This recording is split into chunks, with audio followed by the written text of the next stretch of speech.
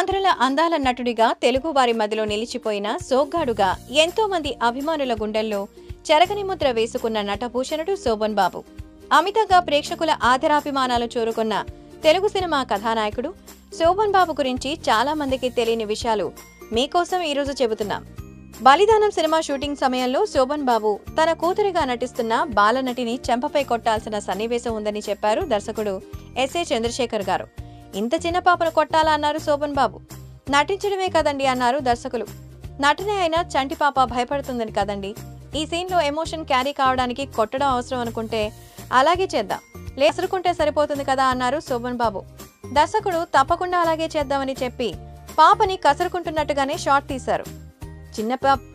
శోభన్ బాబుకు చిన్నపిల్లలంటే ప్రాణం. పసిపిల్లల్ని ముద్దాడడం అంటే అంతకన్నా ఇష్టం. అందుకే షాట్ పూర్తవగానే ఆ పాపను ఎత్తుకుని ముద్దాడి చాక్లెట్లు తెప్పించిచ్చారు శోభన్ బాబు. ఆ తరువాత దర్శకుడు చంద్రశేఖర్ గారు, మీకు పిల్లలంటే ఇష్టం అనుకుంటా అన్నారు. అవును అన్నారు శోభన్ బాబు. అవును, మీ పిల్లల్ని సినిమాల్లోకి ఇంట్రడ్యూస్ చేస్తారా మాటల్లో అడిగేశారు దర్శకుడు చంద్రశేఖర్. నెవర్ నెవర్ చెప్పారు శోభన్ బాబు. ఎందుకు అని అడిగారు దర్శకుడు.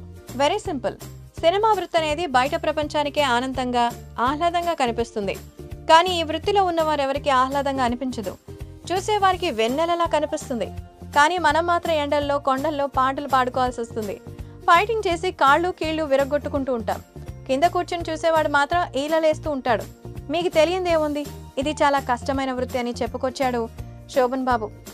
ఏ వృత్తిలో మాత్రం కష్టాలు ఉండవండి అడిగారు దర్శకుల వారు.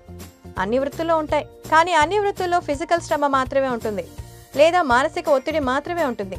కానీ ఈ వృత్తిలో అదనంగా ఎమోషనల్ స్ట్రెస్ ఉంటుంది.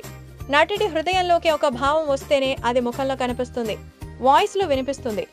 అందుకే ముందుగా నటీనటులు ఏ సన్నివేశానైనా హృదయంలోకి తీసుకోవాలి. ఇలా హృదయం క్షణక్షణము దెబ్బతింటూ ఉంటే మనకు తెలియకుండానే ఆ గుండె స్ట్రెస్ కి గురవుతుంది. అందుకే most of the artist in general die out of heart attack అని వివరించారు శోభన్ బాబు. అవును అన్నారు శోభన్ బాబు. అందుకే నా బిడ్డల్ని ఈ వృత్తికి దూరంగా ఉంచాను.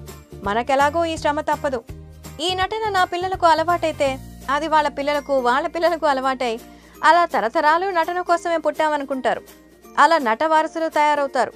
ఈ ప్రాసెస్లో నా మనవడికో నా మునువనుడికో ఈ వృత్తి అంటే ఏవగింపు కలిగి అసలంతటికీ కారణమైన మా ముత్తాతే కారణం అంటే నేనే కారణమని వాళ్ళు తిట్టుకుంటారు.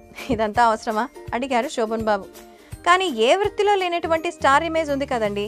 డబ్బులు అందరూ సంపాదించుకుంటారు, కానీ పేరు అభిమానులు అంటూ ఆగిపోయారు దర్శకుడు.